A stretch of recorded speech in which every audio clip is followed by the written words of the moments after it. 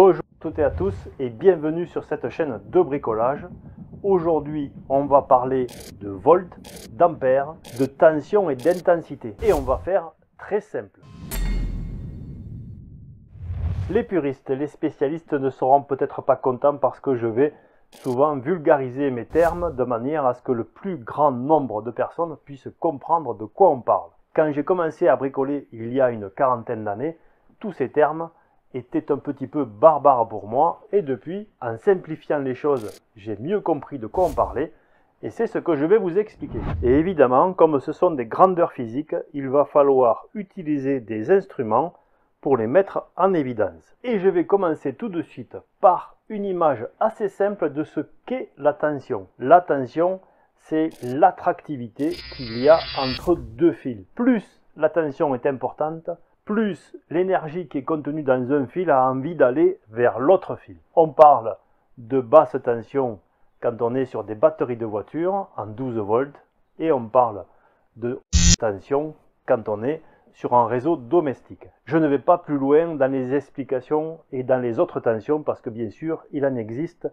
bien d'autres. Mais les plus courantes que l'on rencontre, c'est du 12 volts continu et c'est du 220 volts ou 230 volts alternatif. Alors voilà, j'ai commencé déjà à embrouiller continu, alternatif. C'est très simple. Le continu, l'énergie va passer d'un câble vers un autre, toujours dans le même sens. Alternatif, l'énergie va passer à un moment d'un câble vers un autre et à un autre moment de l'autre câble vers le premier. Rien de plus compliqué. Et l'intensité, c'est la quantité d'énergie qui passe d'un fil à l'autre. Donc la tension, c'est l'attractivité, l'envie qu'a l'énergie d'aller d'un câble à un autre, et l'intensité, c'est la quantité d'énergie qui réellement transite d'un câble vers un autre. Donc on va mesurer des tensions et des intensités. La tension se mesure en volts et l'intensité se mesure en ampères.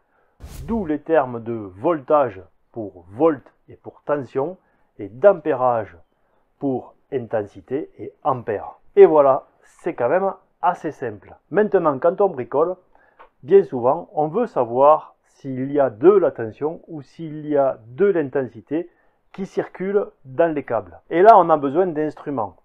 Donc, j'ai trois instruments à ma disposition. Certains sont polyvalents. Je vous montre ça tout de suite. Le premier test que nous allons réaliser, c'est un test de présence de tension. C'est-à-dire que quand on est en train de bricoler, on veut savoir s'il y a de la tension dans un câble. Et ce genre d'appareil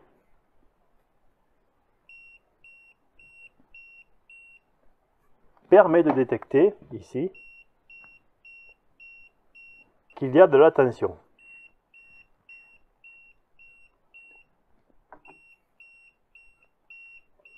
Donc là, on sait qu'avant d'intervenir sur cette prise, il va falloir aller couper le tableau, l'arrivée électrique. Donc c'est un appareil très simple et sa seule vocation, c'est celle-ci. Donc cet appareil sert à vérifier qu'il y a de la présence de tension, donc un risque potentiel si on commence à mettre les doigts dedans. Et ça fonctionne sur le 220. Avec ce type d'appareil, c'est différent. Donc avec cet appareil, on va mesurer une tension, mais on va être obligé d'ouvrir les prises ou alors on va être obligé d'introduire ces fiches à l'intérieur des prises. C'est ce qu'on va faire. Mais avant, on a besoin d'avoir un certain nombre d'informations et de connaissances. On a ici des échelles avec des informations sur la mesure de tension en continu, la mesure de tension en alternatif. On a ici des mesures d'ampérage, c'est-à-dire de quantité d'énergie qui circule dans les fils, en continu et en alternatif. Avec ici la nécessité de se brancher sur des fiches différentes suivant ce que l'on va vouloir faire. Là, en l'occurrence, je vais faire un test basique. Je vais faire un test de tension. Je vais me mettre ici sur la valeur 600 volts alternatif, puisque je mesure du 220. Et j'ai branché ici mes câbles sur les deux connecteurs, le point COM, ici, et le point 750 volts alternatif ou 1000 volts continu, c'est celui-là. Et je vais aller dans la prise. Alors là, je fais attention parce que je sais qu'il y a de l'énergie, je viens de le vérifier, donc je sais qu'il y a la possibilité de s'électrocuter, puisqu'il y a une tension à l'intérieur. Donc je ne vais pas toucher ces parties actives, je vais juste les introduire à l'intérieur de la prise. Et on va mesurer ce qui est à l'intérieur. J'ai 228 volts.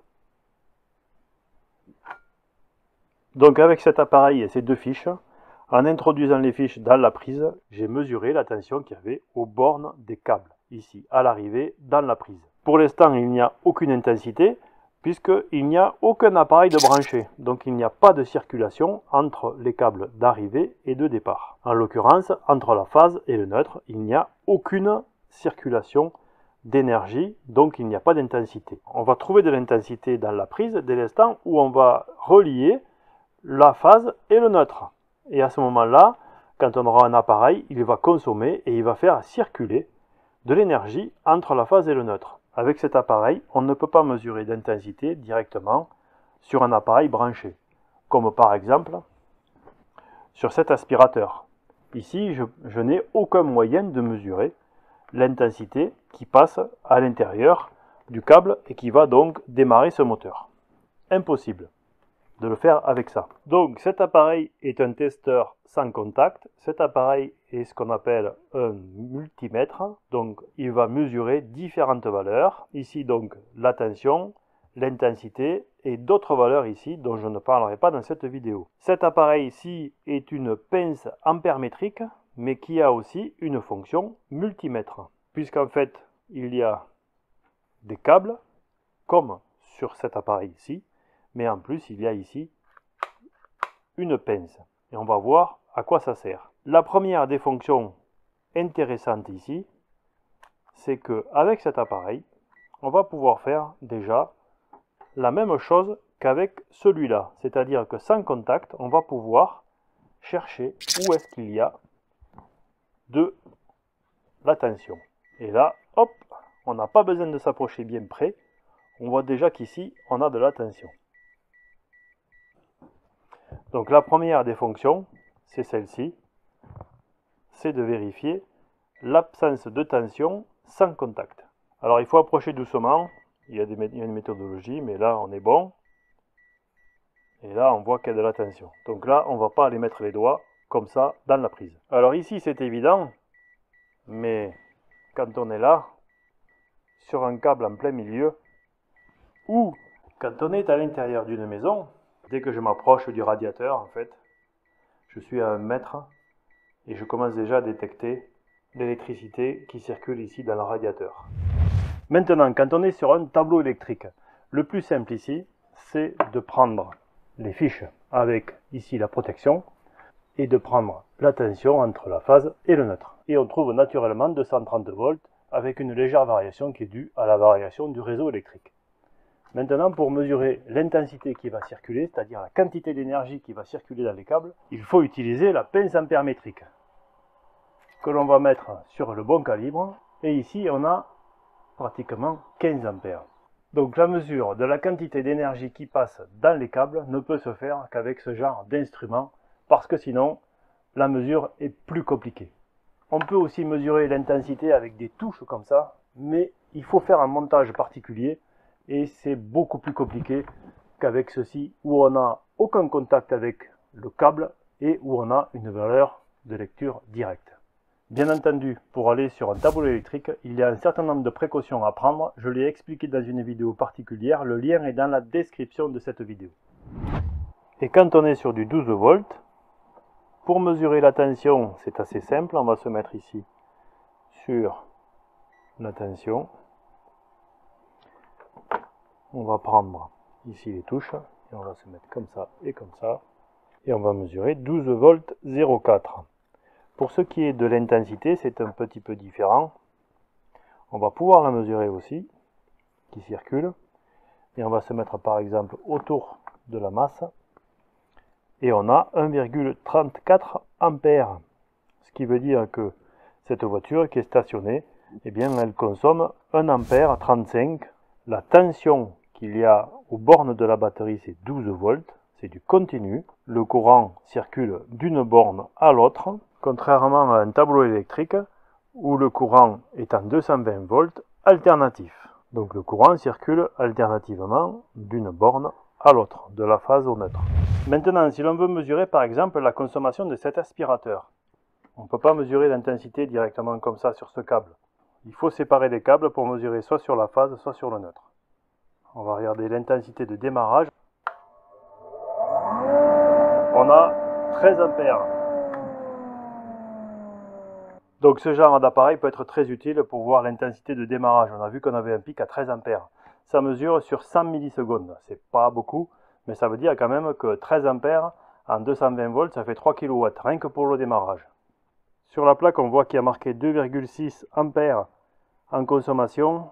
Et ça, c'est la consommation qu'il y a en phase stabilisée. Au démarrage, on monte à 13.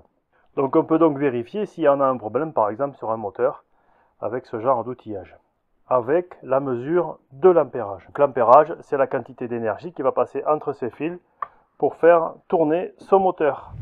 Et enfin, pour les unités, on a ici les volts, le V pour volt, avec ici un signe pour le courant continu. Ici, ce sont des volts aussi, mais un courant alternatif. Et on a ici l'ampérage, en courant continu, en courant alternatif.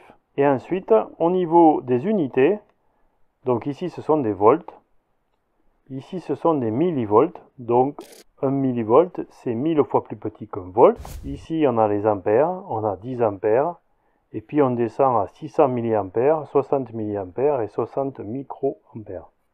Milliampère c'est 1000 fois plus petit qu'un ampère. Microampère, c'est 1 million de fois plus petit qu'un ampère. Vous avez vu que la batterie de la voiture consomme 1,5 ampères. Un radiateur va consommer environ 10 ampères s'il fait 2 kW.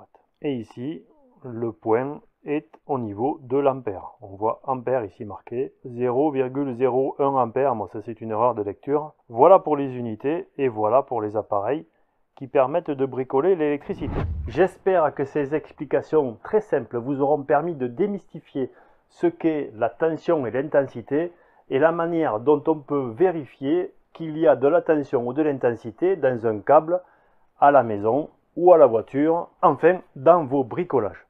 Bien entendu, prenez toutes les dispositions nécessaires quand vous faites ces mesures pour ne pas vous faire mal. Et si vous avez le moindre doute, faites appel à quelqu'un qui sait, qui connaît. En complément de cette vidéo, j'ai déjà fait d'autres vidéos, je vous mets des liens dans la description sur le domaine électrique et toutes les opérations de bricolage que l'on peut être amené à réaliser chez soi. Et vous retrouverez aussi tous les liens et toutes les descriptions des outillages que j'ai utilisés dans cette vidéo dans la description de la vidéo, c'est en dessous. Donc n'hésitez pas à liker, n'hésitez pas à partager cette vidéo. Je vous dis à très bientôt dans un épisode de bricolage et d'ici là, soyez curieux, soyez prudents et bricolez bien.